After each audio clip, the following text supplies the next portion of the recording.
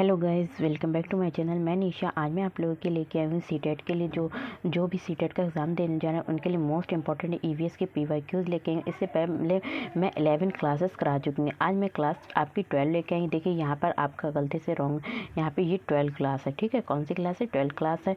तो मैं आज आपको 12 क्लास कराने जा रही हूँ। तो चलिए स्टार्ट करते हैं। तो इसमें जो ईवीएस का क्वेश्चन दे रखा है, देखिए इंग्लिश और हिंदी दोनों में दे रखा है। यहाँ पे जो क्वेश्चन दे रखा है कि भारत में बिहार के सापेक्ष जम्मू कश्मीर और गोवा की स्थिति क्या है। तो यहाँ पे क्या कह रहे हैं कि भारत में बिहार के सापेक्ष जम्मू कश्मीर और गोवा की स्थिति क्या है। तो जम्मू कश्मीर और गोवा की स्थिति हमारा क्या है? तो जो हमारी स्थिति है वो क्या है? उत्तर पश्चिम और दक्षिण पश्चिम है। क्या है? उत्तर पश्चिम और दक्षिण पश्चिम है। नेक्स्ट हमारा क्वेश्चन है, क्वेश्चन नंबर 62 है। यहाँ पे कह रहे हैं कि वाष्पीकरण की प्रक्रिया, जो हमारी वाष्पीकरण होता है तो उसकी प्रक्रिया में निम्नलिखित में से किस स्थिति में सबसे धीमी होगी। तो वाष्पीकरण की जो प्रोसेस है, प्रक्रिया है, वो निम्नलिखित में से किस स्थिति में सबसे धीमी होगी। तो वाष्पीकरण की जो प्रक्रिया है वो किसमें सबसे धीमी होगी। तो किसमें सबसे धीमी होगी? सतह क्षेत्र और तापमान दोनों में कमी। तो सतह क्षेत्र और तापमान में जब दोनों में कमी होगी तो हमारी क्या होगी? वाष्पीकरण की जो प्रक्रिया है वो क्या होगी? सबसे धीमी होगी। नेक्स्ट हमारा क्वेश्चन है, क्वेश्चन नंबर 63 है। कह रहे हैं कि स्थानों, दूरियों और दिशाओं की सापेक्ष स्थिति को समझने की क्षमता है। तो हम क्या समझते हैं? स्थान यानी कि जो भी प्लेस है, स्थान, उसकी क्या दूरी है, कितनी दूर है और उसकी क्या जो है डायरेक्शन है, दिशा है। तो उनकी सापेक्ष स्थिति को समझने की क्षमता हमारी क्या कहलाती है? तो क्या कहलाती है? चित्रण कौशल। तो हम क्या समझते हैं? चित्रण कौशल यानी कि मैपिंग स्किल्स। अगर बच्चे में क्या होगी? मैपिंग स्किल्स होगी तो वो क्या होगा? स्थानों, दूरियों और दिशाओं की सापेक्ष स्थिति को उसके अंदर क्या होगी? समझने की क्षमता होगी। नेक्स्ट हमारा क्वेश्चन है, क्वेश्चन नंबर 64 है। यहाँ पे कह रहे हैं कि किस राष्ट्रीय पाठ्यचर्या फ्रेमवर्क यानी कि एनसीएफ ने प्राथमिक स्तर पर एक एकीकृत पाठ्यचर्या के क्षेत्र के रूप में पढ़ाए जाने के लिए पर्यावरण अध्ययन की सिफारिश की है। तो यहाँ पे कह रहे हैं कि जो एनसीएफ कौन सा एनसीएफ था जिसने जो था, कहा यहाँ पे देखिए अलग अलग एनसीएफ दे रखे हैं। तो यहाँ पे पूछ रहे हैं ऐसा कौन सा एनसीएफ था जिसने जो था क्या कह रहा था कि एकीकृत पाठ्यचर्या के क्षेत्र में पढ़ाए जाने वाले पर्यावरण अध्ययन की सिफारिश की थी। तो किसने की थी? यहाँ पे जो हमारा था, तो वो हमारा एनसीएफ कौन सा एनसीएफ था? तो एनसीएफ जो था वो हमारा एनसीएफ 1988 कौन सा था? 1988 था। कौन सा एनसीएफ था? 1900। तो एनसीएफ 1975 ने प्राथमिक स्तर पर एक एकीकृत पाठ्यचर्या के क्षेत्र में, तो हमारा जो एनसीएफ है, तो एनसीएफ सॉरी, तो इसका जो आंसर है वो आपका जो आंसर होगा वो कौन सा है? आपका आंसर डी होगा। क्या होगा? डी होगा, क्योंकि इसमें जो है आंसर दे रखा है कि एनसीएफ 1975। तो कौन सा था एनसीएफ? 1975 में क्या किया गया था कि प्राथमिक स्तर पर एक एकीकृत पाठ्यचर्या के क्षेत्र के रूप में पढ़ाए जाने के लिए पर्यावरण अध्ययन की सिफारिश की थी। तो एनसीएफ 2005 ने प्राथमिक स्तर पर एकीकृत पाठ्यचर्या के रूप में पढ़ाए जाने के लिए क्या की थी? सिफारिश की थी। नेक्स्ट हमारा क्वेश्चन है, चलिए नेक्स्ट क्वेश्चन देखते हैं। क्वेश्चन नंबर 65 है। कह रहे हैं कि भारत में किस क्षेत्र में स्थानांतरित खेती का रिवाज है। तो स्थानांतरित खेती क्या, तो कह रहे हैं कि जो स्थानांतरित खेती है उसका रिवाज कौन से क्षेत्र में है। तो स्थानांतरित खेती का रिवाज जो है भारत में कहाँ पर है? तो स्थानांतरित खेती का रिवाज जो है भारत में उत्तर पूर्वी क्षेत्रों में, कहाँ है? उत्तर पूर्वी क्षेत्रों में है। नेक्स्ट हमारा क्वेश्चन है, क्वेश्चन नंबर 66 है। कह रहे हैं कि नदी बांधों से उत्पन्न जल विद्युत के लिए निम्नलिखित में से कौन सा कथन सत्य नहीं है। तो कह रहे हैं कि नदी बांधों से उत्पन्न जल विद्युत के लिए निम्नलिखित में से कौन सा कथन जो है वो सत्य नहीं है। तो कौन सा कथन सत्य नहीं है? तो कौन सा कथन सत्य नहीं? बांध टिकाऊ विकास को प्रोत्साहित करते हैं। तो बांध जो होते हैं वो क्या करते हैं? टिकाऊ विकास को क्या करते हैं? प्रोत्साहित करते हैं। नेक्स्ट हमारा क्वेश्चन है, क्वेश्चन नंबर 67 है। कह रहे हैं कि निम्नलिखित में से कौन सी ग्रीन हाउस गैस है, यानी कि ग्रीन हाउस गैस कौन सी है। तो कह रहे हैं which of the following is are greenhouse gases. तो कौन सी है ग्रीन हाउस गैसेस जो है वो हमारी कौन सी है? तो ग्रीन हाउस जो गैस है वो हमारी कौन सी है? तो क्या है? ऑल ऑफ एबव, सभी जो है वो हमारे ग्रीन हाउस गैसेस हैं। कौन कौन सी है? हमारी कार्बन डाइऑक्साइड है, मीथेन है और जलवाष्प, ये सभी हमारी क्या है? ग्रीन हाउस गैसें हैं। नेक्स्ट हमारा क्वेश्चन है, क्वेश्चन नंबर 68 है। कह रहे हैं कि भारत में ठंडे रेगिस्तान मानसून में प्रभावित क्यों नहीं होते। कह रहे हैं कि भारत में यानी इंडिया में ठंडे रेगिस्तान मानसून में, जो ठंडे रेगिस्तान है वो कहाँ मानसून से प्रभावित क्यों नहीं होते हैं। तो ठंडे रेगिस्तान जो है मानसून से प्रभावित क्यों नहीं होते? क्योंकि ठंडे रेगिस्तान हिमालय की वृष्टि छाया में होते हैं। जो ठंडे रेगिस्तान होते हैं वो कहाँ होते हैं? हिमालय की वृष्टि छाया में होते हैं। नेक्स्ट हमारा क्वेश्चन है, क्वेश्चन नंबर 69 है। कह रहे हैं कि ताजमहल के पीले होने के लिए निम्नलिखित में से कौन जिम्मेदार है। तो ताजमहल के पीले होने के लिए निम्नलिखित में से कौन सा जिम्मेदार है। तो ताजमहल के पीले होने का जो जिम्मेदार है वो हमारा कौन है, सल्फर डाइऑक्साइड है। कौन सा, बी हमारा ऑप्शन राइट है, सल्फर डाइऑक्साइड जो है वो हमारा है। नेक्स्ट हमारा क्वेश्चन है, क्वेश्चन नंबर 70 है। यहाँ पे कह रहे हैं कि गोलकुंडा किला जो था वो किसने बनवाया था। तो गोलकुंडा जो किला होता है, who built is Golconda fort.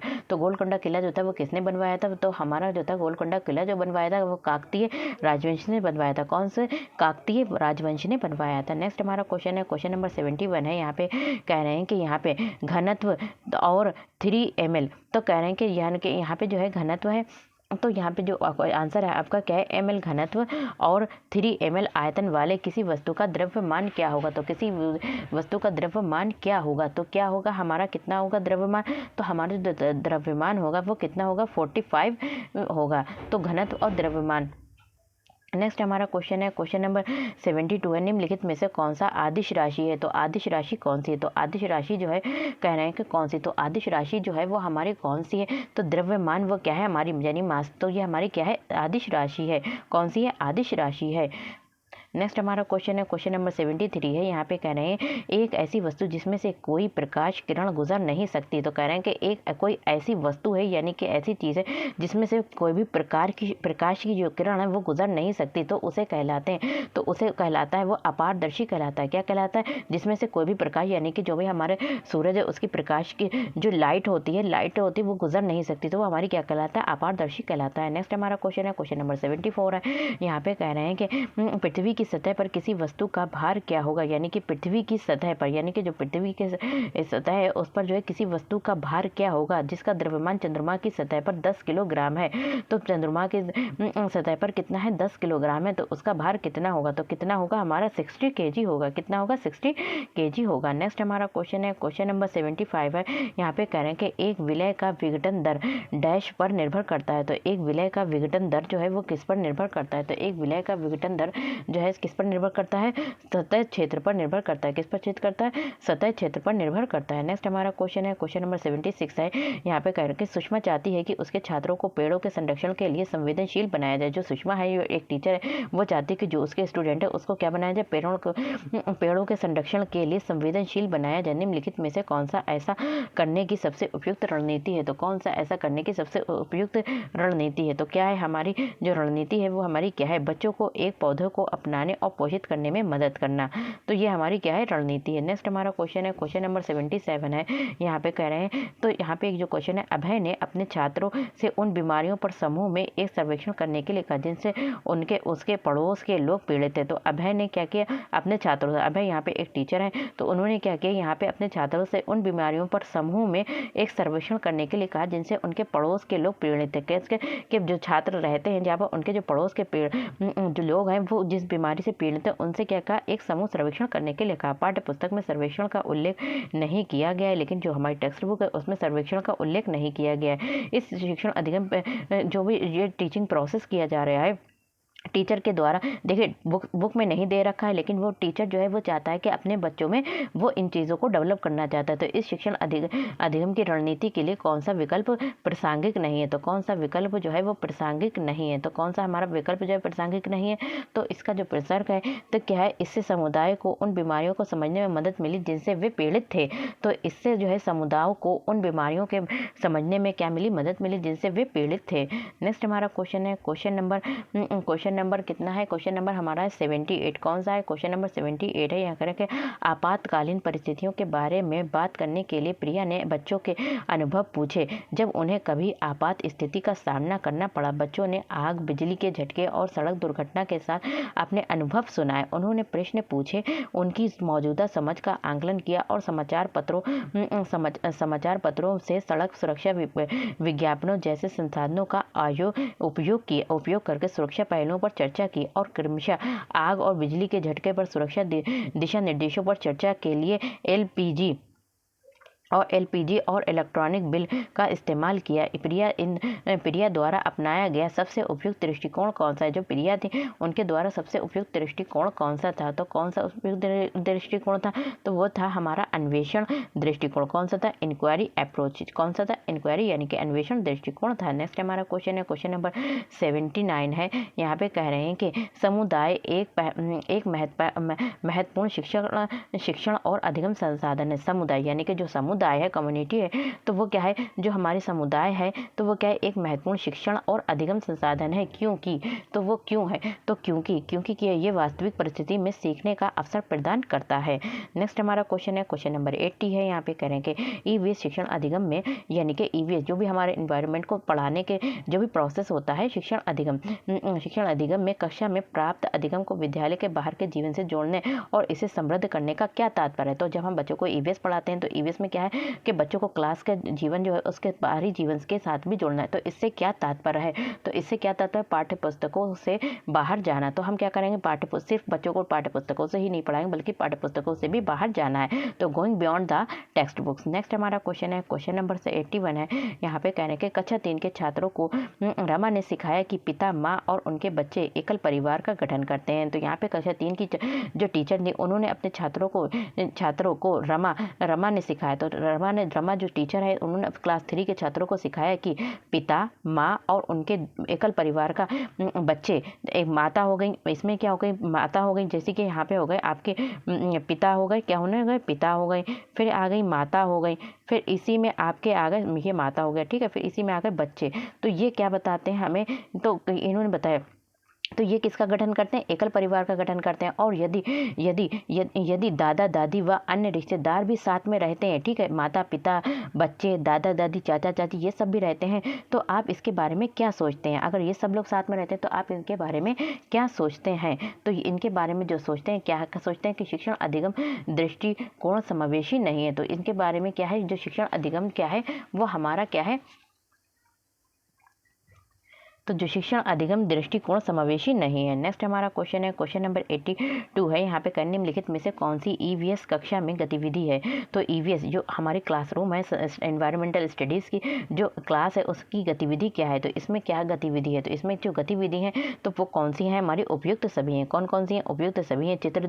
चित्र इतना यानी कि चित्र यहाँ पे क्या है? हमारी जो ईवीएस की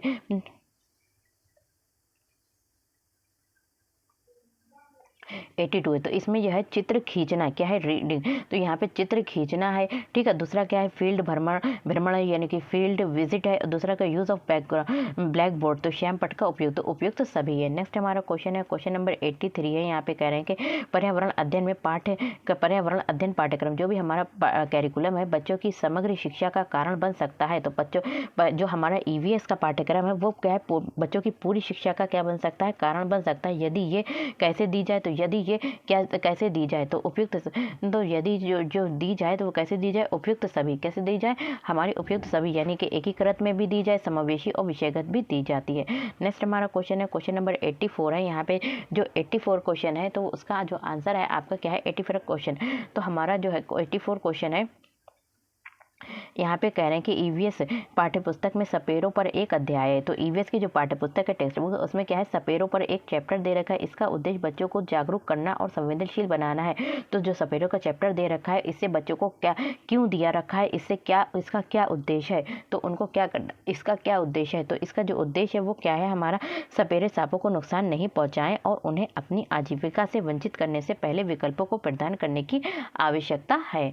नेक्स्ट हमारा क्वेश्चन है, क्वेश्चन नंबर 85 है। यहाँ पे कह रहे हैं कि मिड डे मील, विद्यालय में मिड डे मील जो दोपहर का भोजन मिलता है, मिड डे मील के समय के लिए कौन सा सबसे प्रासंगिक है? तो मिड डे मील के लिए जो सबसे प्रासंगिक है वो हमारा क्या है? तो वो हमारा क्या है? ये ईवीएस। तो ये क्या है? ये ईवीएस शिक्षण अधिगम के लिए एक अच्छा शिक्षण अधिगम का अवसर है। तो ये ईवीएस शिक्षण के लिए, यानी कि ईवीएस को पढ़ाने के लिए एक अच्छा शिक्षण अधिगम है। नेक्स्ट हमारा क्वेश्चन है, क्वेश्चन नंबर 86 है। यहाँ पे कह रहे हैं कि पर्यावरण अध्ययन के संदर्भ में बोझ के बिना सीखना क्या बताता है? तो ईवीएस में जो है क्या है दे रखा है कि बोझ के बिना सीखना। तो हमारा क्या है? बोझ के बिना सीखना क्या बताता है? तो बोझ के बिना सीखना ये बताता है, क्या बताता है? कि अबोध का भार कम करने की जरूरत है। किसका भार? अबोध का भार कम करने की जरूरत है। नेक्स्ट हमारा हमारा क्वेश्चन है, क्वेश्चन नंबर 87 है। यहाँ पे कह रहे हैं कि ईवीएस कक्षा में समूह में सीखने का क्या उद्देश्य है। ईवीएस कक्षा में, ईवीएस की कक्षा में बच्चे जो होते हैं समूह में सीखते हैं, तो इसका क्या उद्देश्य है। तो ईवीएस की कक्षा में बच्चे जो समूह में सीखते हैं उसका जो उद्देश्य है वो क्या है। तो उसका जो उद्देश्य है वो क्या है, आपका सहयोग, सहयोग के मूल्यों को लागू करने और एक साथ काम करने के लिए प्रत्येक बच्चे को सक्रिय रूप से भाग लेने और सीखने में सक्षम बनाना है। नेक्स्ट हमारा क्वेश्चन है, क्वेश्चन नंबर 88 है। बाला, बाला का पूरा बाला का पूरा रूप क्या है। तो बाला का जो पूरा रूप है वो क्या है। तो बाला का पूरा रूप क्या है, अधिगम सहायक के रूप में बिल्डिंग। तो अधिगम सहायक के रूप में बिल्डिंग है, तो बिल्डिंग एज लर्निंग एड, तो अधिगम सहायक के रूप में क्या है, बिल्डिंग है। नेक्स्ट हमारा क्वेश्चन है, क्वेश्चन नंबर 89 है। यहाँ पे कह रहे हैं वैकल्पिक ढांचे का क्या अर्थ होता है। तो वैकल्पिक ढांचे का क्या अर्थ होता है। तो अल्टरनेटिव फ्रेमवर्क का क्या अर्थ होता है। तो वैकल्पिक ढांचे का क्या अर्थ होता है। तो क्या अर्थ होता है, विचार जो अवधारणाओं के औपचारिक रूप से स्वीकृत स्पष्टीकरण से अलग है। नेक्स्ट हमारा क्वेश्चन है और लास्ट हमारा क्वेश्चन है, क्वेश्चन नंबर 90 है। महिलाएं पुरुषों की तुलना में कमजोर है, ये कथन क्या है। तो महिलाएं पुरुषों की तुलना में कमजोर है, तो ये कथन एक क्या है, रूढ़िबद्ध धारणा है। कैसी है, एक रूढ़िबद्ध धारणा है। तो वीडियो पसंद आए तो like share subscribe my channel. Thank you, have a nice day. मिलते हैं नेक्स्ट वीडियो में।